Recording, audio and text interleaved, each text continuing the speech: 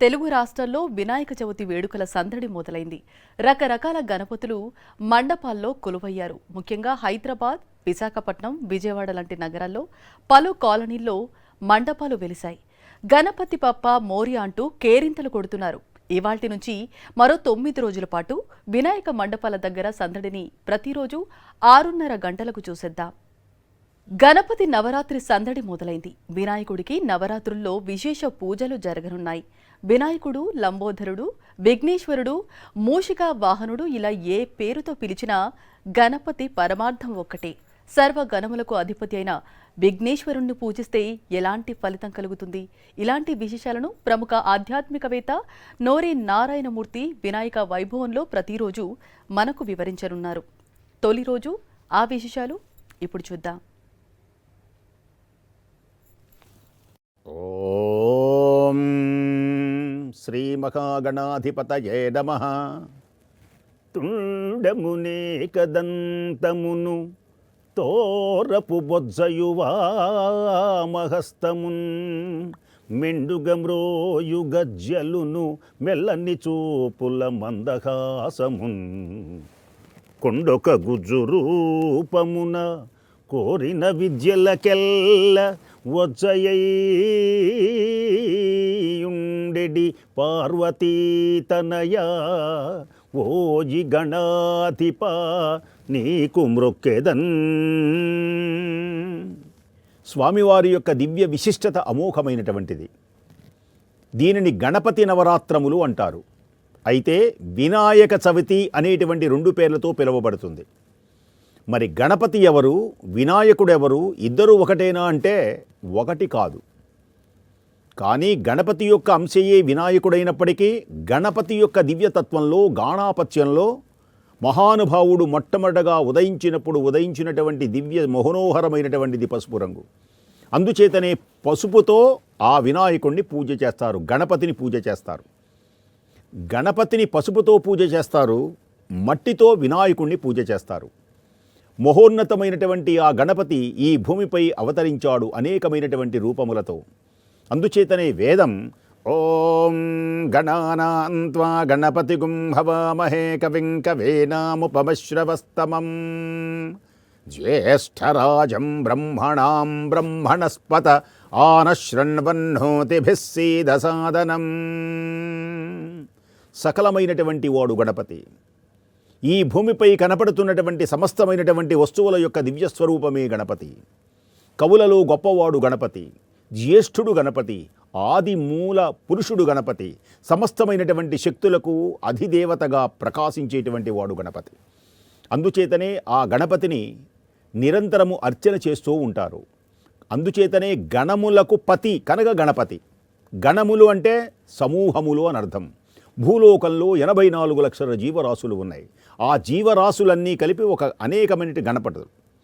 అనేకమైనటువంటి గణములు అంటే భూలోకంలో ఉదాహరణకు జలచరములు, ఇది ఒక గణం. ఆకాశంలో ఎగిరేటువంటి ఖగచరములు, ఇదొక గణం. మానవులు ఒక గణం, పశువులు ఒక గణం, పక్షులు ఒక గణం. ఇలా అనేకమైనటువంటి సమూహమంతా వీటన్నిటికీ కూడా అధిపతి. ఇక పైలోకములలో గరుడ, గంధర్వ, కిన్నర, కింపురుష, సిద్ధ, సాధ్య ఇలాంటి దివ్యమైనటువంటి మహోన్నతమైనటువంటి వాళ్ళు ఉంటారు. వా గణములకు కూడా కిన్నరులంతా ఒక సమూహం, గంధర్వులంతా ఒక సమూహం, యక్షులంతా ఒక సమూహం, నాగులంతా ఒక సమూహం. వీళ్ళందరికీ అధిపతి ఎవరు అంటే ఈ మహానుభావుడే. ఒక రహస్యం ఏమిటి అంటే ఈ పసుపుతో ఉన్నటువంటి ఈ గణపతిని అర్చన చేసినట్లయితే విఘ్నములన్నీ తొలగిపోతాయి. ఎప్పుడెప్పుడు తలుస్తారు అంటే వివాహేచ, వివాహమునందు, విద్యారంభే వివాహేచ, ప్రవేశే నిర్గమే తథా, గృహప్రవేశ సమయములందు, వివాహ సమయములందు, సంగ్రామే, సంగ్రామములు చేయుటయందు అంటే యుద్ధకాంక్ష కలిగి యుద్ధములలో విజయం కలగాలి అనుకున్నటువంటి వారు కూడా గణపతిని కనుక అర్చించినట్టయితే విజయం కలుగుతుంది. కేవలము ఈ వినాయక చవితి రోజునే కాదు, భాద్రపద శుద్ధ చవితి నాడు ఈ మహానుభావుణ్ణి వినాయకుడుగా అర్చించి సకల గణములకు అధీశ్వరుని చేసి మహానుభావుణ్ణి పూజ చేసినటువంటి గణాధ్యక్షుడిగా చేసినటువంటి రోజు. అందుచేత ఈ వినాయక చవితి అంటే భాద్రపద శుద్ధ చవితిని వినాయక చతుర్థి అంటారు. స్వామివారి బుధవారం నాడు పట్టాభిషిక్తుడైనాడు. బుధవారం స్వామివారికి ఇష్టం. అలాగే మహానుభావునికి నిరంతరమైనటువంటి సేవ చేయటంలో వడపప్పు మహా ఇష్టం, కుడుములు మహా ఇష్టం. అనేకమైనటువంటి పత్రులతో స్వామివారిని అర్చన చేస్తారు. ఈ 9 రోజులు నిరంతరమైనటువంటి గణపతిని అర్చించి తరించి మానవులందరూ విఘ్నముల నుండి తొలగించుకొని లక్ష్మీ ప్రసన్నులై ఆయు ఆరోగ్య ఐశ్వర్యవంతులై ప్రకాశిస్తారు అని భావిస్తూ స్వస్తి. గణేష్ నవరాత్రి ఉత్సవాల్లో తెలుగు రాష్ట్రాల్లో వెరీ ఫేమస్ ఖైరతాబాద్ బడా గణేష్. ఏటా ఒక్కో విశిష్ట రూపంలో 11 రోజుల పాటు భక్తుల పూజలు అందుకునే మహాగణపతి ఈ ఏడాది శ్రీ విశ్వశాంతి మహాగణపతిగా దర్శనమిస్తున్నారు. ఖైరతాబాద్ మహాగణపతిని తెలంగాణ గవర్నర్ జిష్ణుదేవ్ వర్మ దర్శించుకున్నారు. వినాయక చవితి సందర్భంగా ఖైరతాబాద్కు చేరుకున్న ఆయనకు గణేష్ ఉత్సవ కమిటీ ఘనంగా స్వాగతం పలికింది. అనంతరం 69 అడుగుల శ్రీ విశ్వశాంతి మహాశక్తి గణపతికి ప్రత్యేక పూజలు చేశారు గవర్నర్ జిష్ణుదేవ్ వర్మ.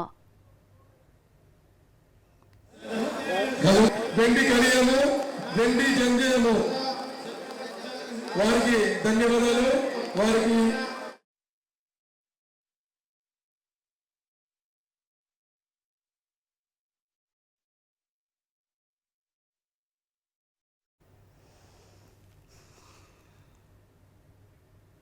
తాడేపల్లి వైఎస్ఆర్సీపీ కేంద్ర కార్యాలయంలో వినాయక చవితి వేడుకలు ఘనంగా జరిగాయి. గణనాథుడి పూజా కార్యక్రమంలో వైఎస్ఆర్సీపీ అధినేత వైఎస్ జగన్మోహన్ రెడ్డి పాల్గొన్నారు. గణపయ్యకు హారతి ఇచ్చి తీర్థ ప్రసాదాలు స్వీకరించారు. క్రియంతే అహర్నిశం మయా దాసోయం ఇతి మాం మత్వా విఘ్నేశ్వర సర్వ అపరాధాం క్షమ్యతాం మమ సహ కుటుంబస్య క్షేమ స్థైర్య ధైర్య వీర్య విజయ అభయ ఆయుః ఆరోగ్య ఐశ్వర్య అభి వృద్ధి ద్వారా సకల దేవత విఘ్నేశ్వర దేవత అనుగ్రహ ప్రసాద సిద్ధిరస్తు సకల అపరాధ క్షమ్యతాం. ఓం రాజాధిరాజాయ ప్రసయ్య సాహినే వయం వై సర్వనాయ కుర్మహే సమే కామాం కామకామాయ మహ్యం కామేశ్వరో వై శ్రవణో దదాతు శతాయుః పురుషः శతేంద్రియాయుష్కేవే పదవియోగితా ఫలసిద్ధిరస్తు సకల మనోభీష్ట ఫలసిద్ధిరస్తు సత్యాः సంతు యజమానస్య కామాః విఘటో విఘ్నరాజో. ఖైరతాబాద్ మహాగణపయ్యను దర్శించుకోవడానికి భక్తులు పోటెత్తారు. ఉదయం నుంచి వర్షం కారణంగా భక్తుల రద్దీగా తగ్గినా సాయంత్రానికి వర్షం తగ్గేసరికి భక్తులు బారులు తీరారు. పోలీసులు ఎటువంటి అవాంఛనీయ సంఘటనలు జరగకుండా కట్టుదిట్టమైన ఏర్పాట్లు చేశారు.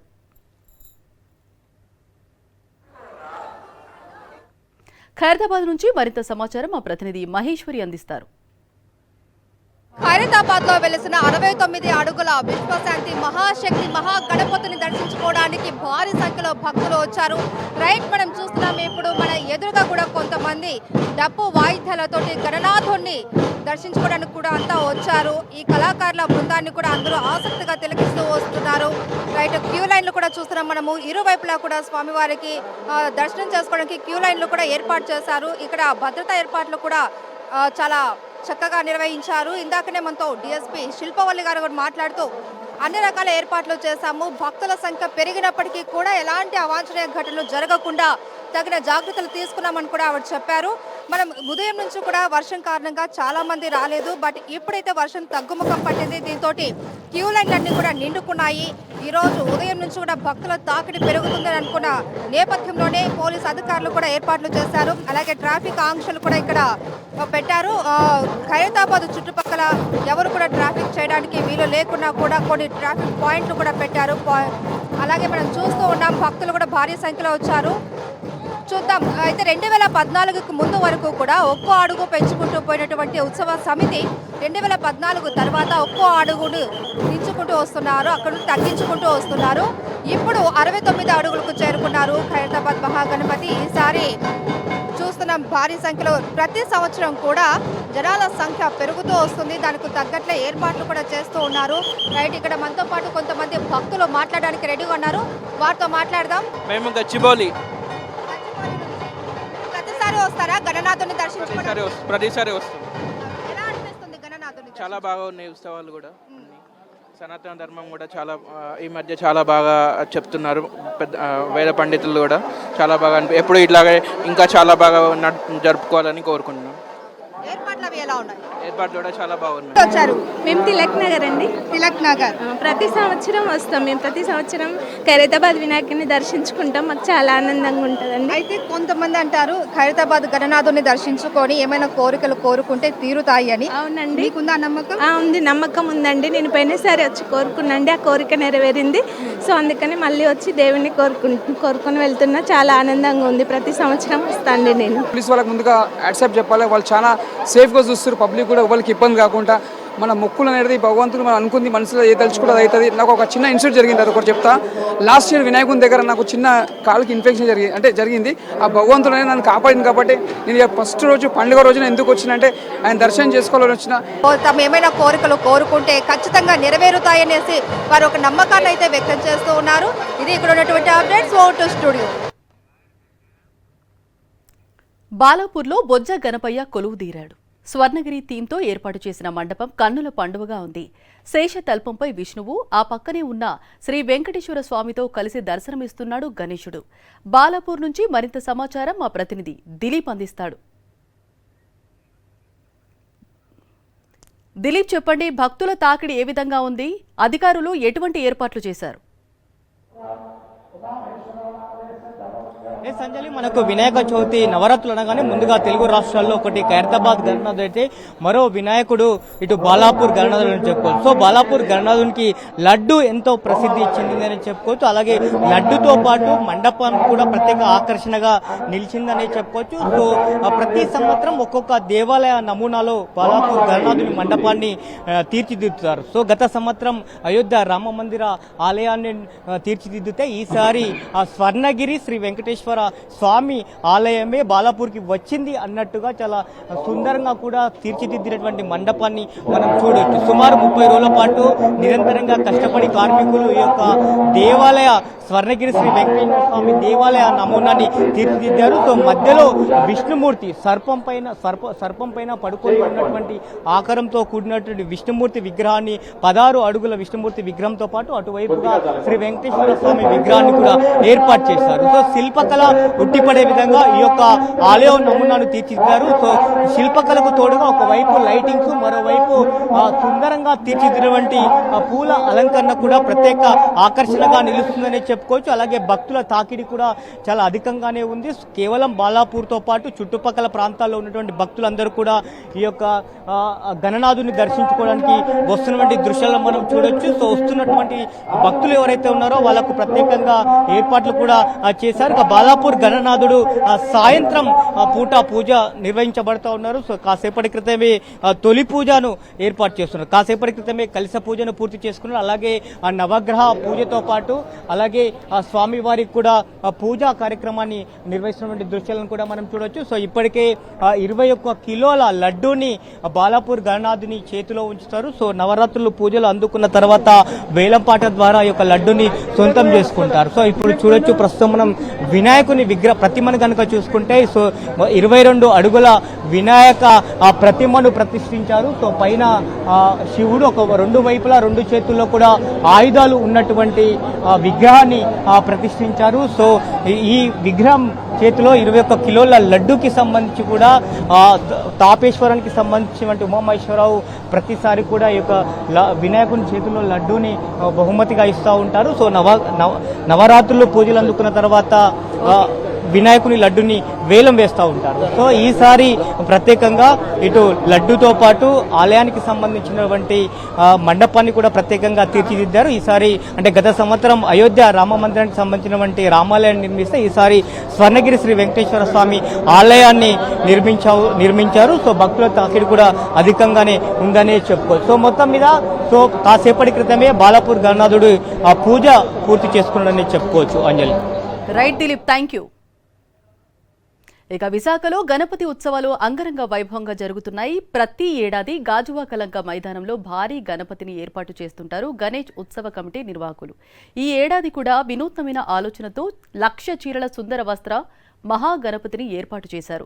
లంకా మైదానంలో ఏర్పాటు చేసిన మహాగణపతిని దర్శించుకోవటానికి ఉదయం నుంచే భక్తులు పెద్ద ఎత్తున తరలివస్తున్నారు.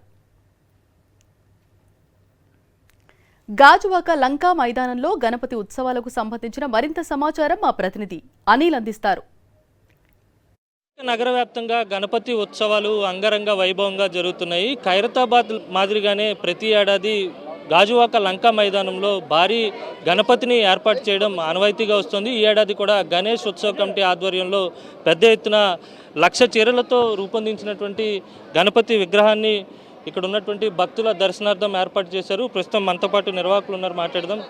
సార్, మీరు గతం నుంచి చూస్తే కనుక ఖైరతాబాద్ మాదిరిగానే గాజువాక్ కూడా ఒక ప్రత్యేకమైనటువంటి గుర్తింపును తీసుకొచ్చేందుకు భారీ గణపతి విగ్రహాన్ని ఏర్పాటు చేస్తున్నారు. ఈ ఏడాది 1,00,000 చీరలతో ఏర్పాటు చేశారు. ఎందుకు ఈ ఆలోచన వచ్చింది? భక్తుల నుంచి రెస్పాన్స్ ఏంటి? యాక్చువల్లీ గతంలో మనం ఎప్పుడు కూడా గాజువాక గణనాథులు ఎప్పుడు మట్టితో పూర్తిగా రెడీ చేసుకుని నిమజ్జనం చేసుకునేవాళ్ళం. కానీ ఈ సంవత్సరం మా వైఫ్ ఇచ్చిన సలహా మేరకు ఏంటంటే సుమారు 1,00,000 చీరలతో ఈ యొక్క విగ్రహాన్ని తయారు చేయడం జరిగిందండి. ఈ యొక్క విగ్రహం కళాకారులు కూడా చీరాలకు చెందిన శ్రీకాంత్ గారు మొత్తం సుమారు 26 మంది కళాకారులు ఒక 2 నెలల పాటు శ్రమించి విగ్రహం తయారు చేయడం జరిగింది. అదేవిధంగా మనకి ఈసారి ప్రత్యేకంగా మనకి ప్రతి సంవత్సరం ఆనవాయితీగా సురుచి ఫుడ్స్ నుంచి ఒక లడ్డు వచ్చేది స్వామివారికి. అలాగే ఈ సంవత్సరం తెనాలి నుంచి కూడా సుమారు ఒక 2.5 టన్నుల శివలింగం ఆకారంలో ఉన్న భారీ లడ్డు ప్రసాదం కూడా స్వామివారికి ప్రసాదంగా ఇవ్వబోతున్నారు. అలాగే ఈసారి ప్రత్యేక ఆకర్షణగా రైట్ సైడ్ మన రాధాకృష్ణులు వాటర్ ఫాల్స్ సెట్ కూడా పెట్టడం జరిగింది. లెఫ్ట్ సైడ్ అలాగే మహావిష్ణు స్వామివారి దర్శనం కూడా పెట్టడం జరిగింది. భక్తులందరికీ ఆహ్లాదకరమైన వాతావరణం క్రియేట్ చేయడం కోసం ఒక పండగ వాతావరణం లాగా ఒక జాతరలా జరిగే విధంగా భారీ స్టాల్స్ కానీ ఎగ్జిబిషన్ ఏర్పాట్లు కానీ భారీగా చేయడం జరిగింది. 21 రోజు పాటు గాజువాకలో గణేష్ ఉత్సవంలో ఒక జాతరలాగా జరిపిస్తామనేది కోరుకుంటున్నాను. అంటే చీరల్ని ఏం చేయబోతున్నారు అంటే మామూలుగా మట్టి విగ్రహాన్ని ఏర్పాటు చేస్తే కనుక నిమజ్జనం చేసేటువంటి ప్రక్రియ ఉంటుంది. కానీ ఇప్పుడు ఈ చీరల్ని ఏం చేయబోతున్నారు, ఏ విధంగా ఉండబోతున్నారు? చీరల్ని మనం యాక్చువల్లీ దీన్ని వస్త్ర ప్రసాదం అనే రూపంలో స్వామివారి ప్రసాదం రూపంలో ఒక వస్త్ర ప్రసాదం అనే రూపంలో దీనికి మన స్వామివారి ఈ శారీ మరియు ఒక ప్రసాదం, ఒక రుద్రాక్ష, పసుపు, కుంకుమ, అక్షింతలు ఇవన్నీ ఒక ప్యాకెట్లో పెట్టి భక్తులకి దీన్ని అందజేయబోతున్నాం. నిమజ్జనం తర్వాత ఒక 5 రోజుల గ్రౌండ్లో క్యాంప్ జరిపి భక్తులందరికీ ఇవ్వబోతున్నాం అండి. మీకు అసలు చీరలతో గణపతిని రూపొందించాలనే ఐడియా మీ హస్బెండ్కి ఇచ్చారు, ఎందుకు ఆలోచన వచ్చింది? యాక్చువల్లీ ఎవ్రీ ఇయర్ ఆయన మట్టితోనే పెడతారు. మరి నాకు తెలీదు, సడన్గా నాకు ఒక ఎర్లీ మార్నింగ్ ఒక కళలా వచ్చిందనమాట. సో నేనేం నమ్ముతున్నానంటే ఆయన ఈ రూపంలో ఆయన పెట్టించుకుందాం అనుకున్నారు గణేష్తో, అందుకనే కళ వచ్చింది అని నేనైతే నమ్ముతున్నాను. బట్ నేనేంటంటే ఇది ఉమెన్ పవర్ని రిప్రజెంట్ చేస్తున్నాను. ఈ ఇయర్ మనకి ఆపరేషన్ సింధూర్ జరిగింది ఉమెన్ పవర్ని రిప్రజెంట్ చేయడానికి. సో వాళ్ళందరికీ డెడికేషన్గానే నేను ఇది అనుకుంటున్నాను. మహిళల నుంచి ముఖ్యంగా మహిళలకి చీరలంటే చాలా ఇష్టపడుతుంటారు, వాళ్ళ నుంచి ఎలా ఉంది రెస్పాన్స్? చాలా బాగా రెస్పాండ్ అవుతున్నారు అందరూ. ప్రతి ఏడాది కూడా మట్టితో వినాయకుడిని తయారు చేయడం ఒక రకమైనటువంటి ఆనవాయితీగా వస్తే ఈ ఏడాది వినూత్నమైనటువంటి ఆలోచనతో 1,00,000 చీరల సుందర వస్త్ర మహాగణపతిని ఇక్కడ భక్తుల దర్శనార్థం ఏర్పాటు చేశారు. పెద్ద ఎత్తున భక్తులంతా కూడా ఇక్కడికి తరలి వస్తున్నారు. వస్త్ర ప్రసాదం కింద ఈ చీరలన్నీ నిమజ్జనం రోజు భక్తులకు ఇచ్చేందుకు ఏర్పాట్లు కూడా పూర్తయ్యాయి.